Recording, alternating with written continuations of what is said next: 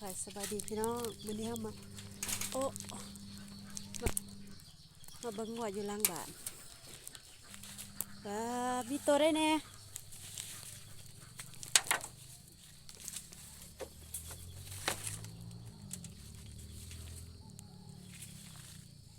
มีไผแด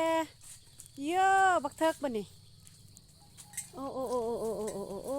บักเทิกอีดาววัยรุ่น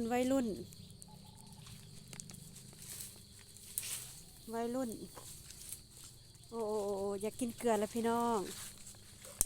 มาเดี๋ยวกุสิยายมามีผ่านอีกครบ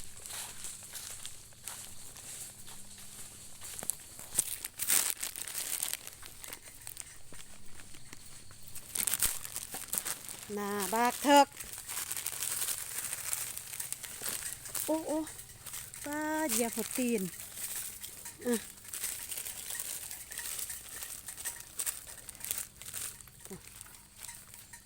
โอ้เปื่อนเบิดมันเหยียบแห้งแล้วนะ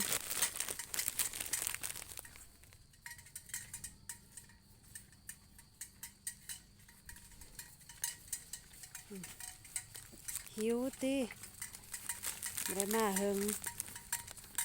เมยใหญ่เป็นสาวดาว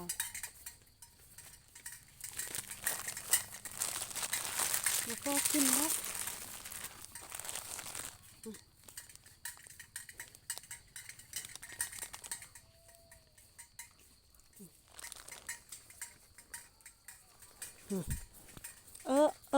เจ็บ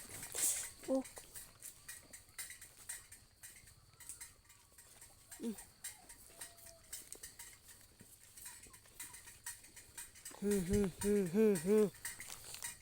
อายาโอ้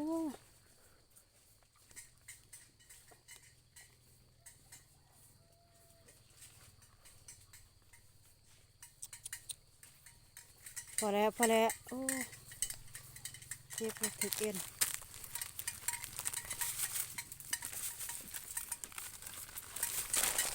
เฮ้ยอันนี้บ่แม่นงัวห้าวทิ่มตางไปเฮ้ยเฮาบ่อยากให้อยู่น้ำกันเฮ้ย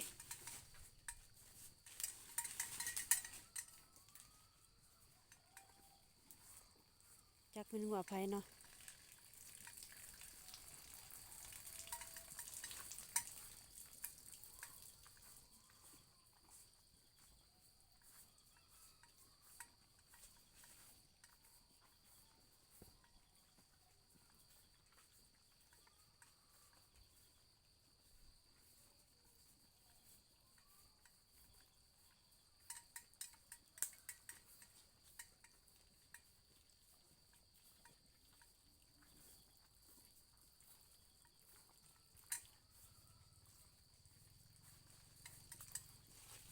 เฮ้ยเพราะว่าบ่เมื่ออยู่น้ำเจ้าของไปเลยบัดนี้เฮ้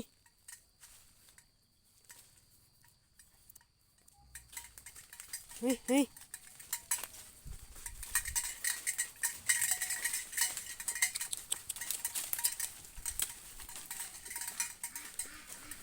เท่าเราไปอยากอยู่น้ำกัน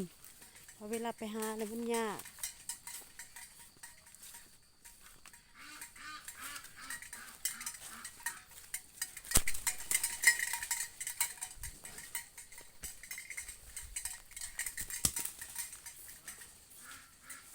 พอมันติดเนาะอันนี้มีแต่วัยรุ่นจูเพิ่นมันจะมี5-6ตัวแต่ปัจจุบันนี้บ่เห็น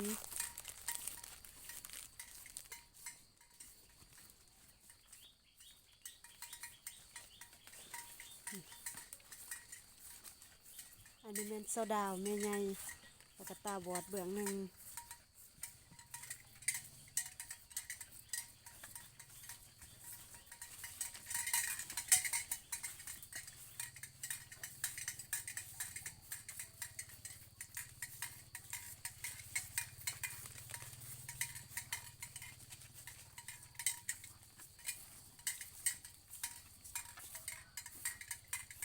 อืม บะไลเยอะ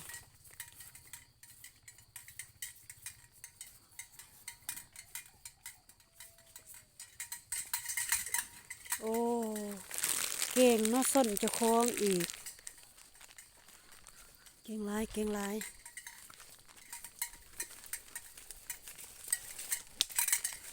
ไปเจ้าหัน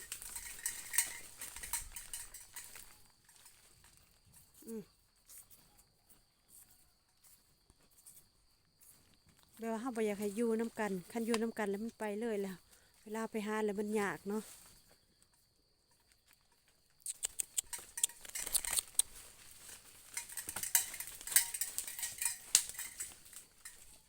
ไปเฮ้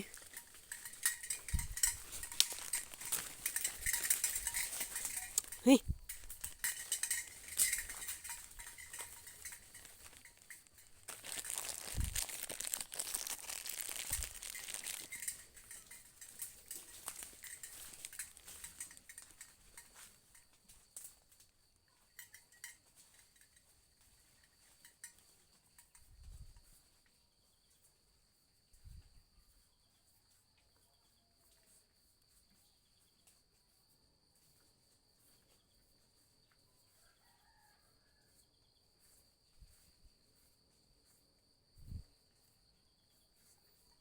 ไปแล้วแม่มาหาเจ้าของ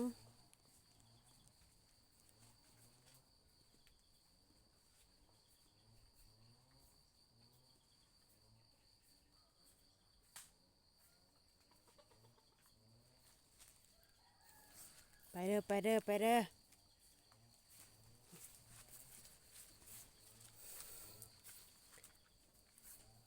มาแต่แรงวันนี้เนาะบ่ได้เบิ่งก็เลยบ่ได้เอาเกลือให้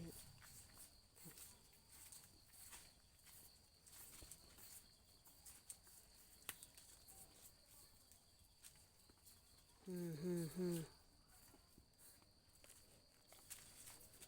โอ้เจ็บมันมือบะไล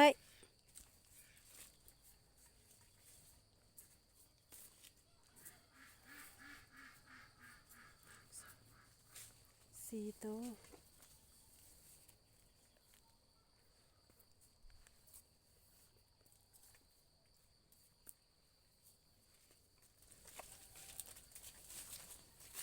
วฮึ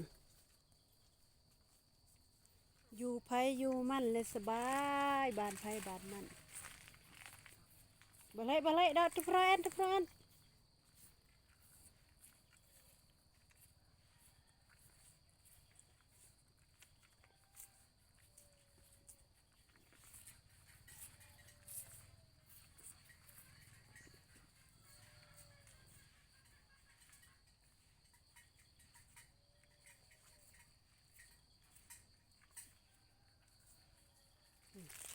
อิ่มแล้วบ่บัดนี้บ่